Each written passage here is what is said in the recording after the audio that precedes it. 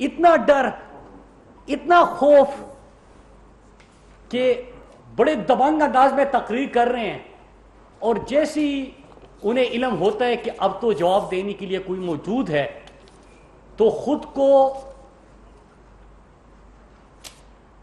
Party کا chairman کہنے والے، جو کہ حادثاتی سیاستدان ہیں اور پرچی کے کو بنیاد بنا کے سیاست میں آئے ہیں، وہ خود کو پوائنٹ آؤٹ کر کے چلے جاتے ہیں۔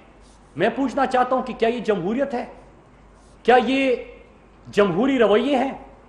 یہی وجہ ہے کہ آپ ہمیشہ دیکھتے ہیں کہ کوئی صحافیوں کے ساتھ ان کی ملاقات ہو تو وہ کہتے ہیں کہ یہ کون ہوتے ہیں مجھ سے پوچھنے والے؟ ان کے ابو بھی کہتے ہیں کہ نیب کی کیا مجال کہ وہ مجھ سے سوال پوچھے۔ یہ جو وڈیرا پن، یہ جو ایک وڈیروں کی سوچ ہے، ان کے اندر ایک خود کو لینڈ لاڑو پتہ نہیں کہ کیا بادشاہ سلامت سمجھے ہوئے ہیں۔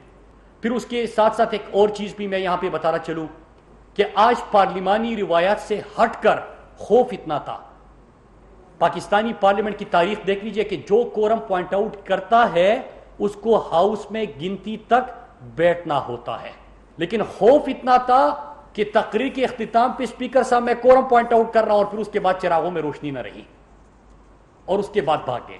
ویکی لیکس، کسی کو یاد نہیں ہے کہ ان کی حکومت کے بارے میں کیا کہا گیا کہ جب یہ امریکن سفیر سے ملتے تھے تو کیا کہتے تھے کہ آپ یہاں پہ ڈرون حملے کرتے جائے، پاکستانی شہری اس میں شہید ہو، پاکستانی شہریوں کے گھر بار تباہ ہو، ہم پارلیمنٹ کے اندر شور مچائیں گے، گھر چلے جائیں گے، سو جائیں گے، بھول جائیں گے۔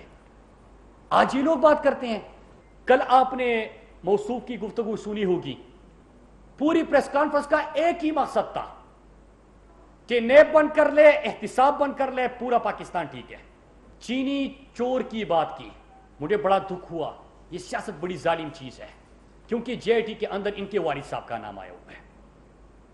سبسڈی سندھ حکومت نے جو دی ہے، مراد علی شاہ جب فائنانس منسٹر تھا، اور اس فیک اکاؤنٹس کی جے آئی ٹی میں جو ذکر ہے وہ یہ ہے کہ مراد علی شاہ نے زرداری کے سہولت کار کا کردار ادا کیا، مطلب یہی ہے کرپشن کی سہولت کار کا، اور زرداری کی شوگر ملوں کو سبسڈی ملی۔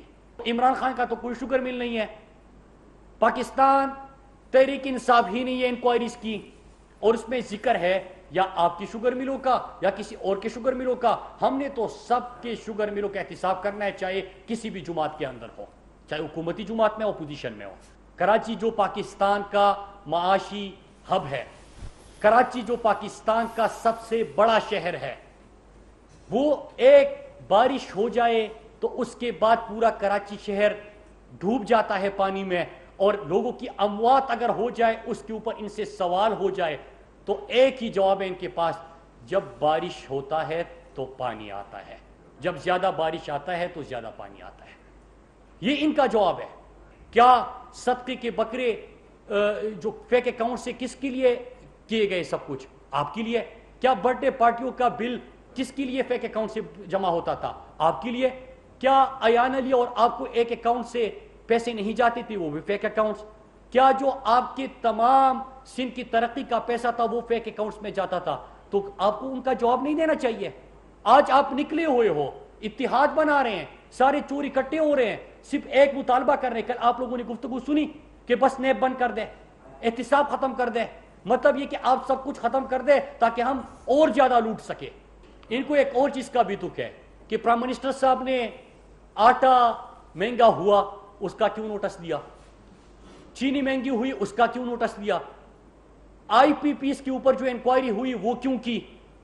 آئی پی پیس کے اوپر اگر انکوائری ہوئی تو کیوں ہوئی؟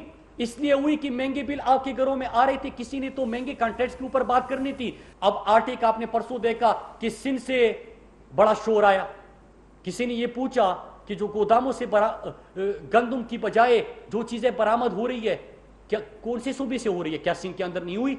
ایک صوبے میں اگر گندم چوری ہوتی ہے تو باقی پاکستان بھی کیونکہ اس سے افیکٹ ہوتا ہے، تو آپ کو اس کے اوپر آٹا جو ہے اس کے اوپر عمران خان نے کیوں نوٹس دیا؟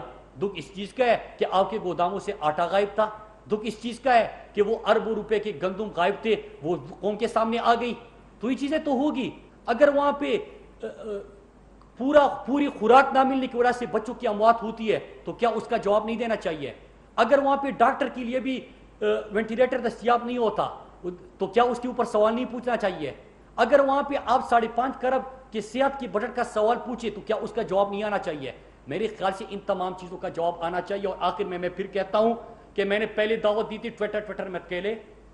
آپ کا خوف کی ایک وجہ ہے کہ آپ ڈیبیٹ چینج کرنا چاہتے ہیں کہ جو آپ کو سوال آپ سے پوچھی گئے ہیں اس کا کوئی جواب نہ ہو اور تمام احتساب ختم ہو تاکہ آپ اور بہتر طریقے سے لوٹ سکے. کیونکہ ہر پل کا ہو، ہر پل کا ہو، ہر سڑک کا ہو، بے دھڑک کا ہو تو آپ کا نعرہ ہے کہ آپ مزید کہا سکو. یہ نہیں چلے گا.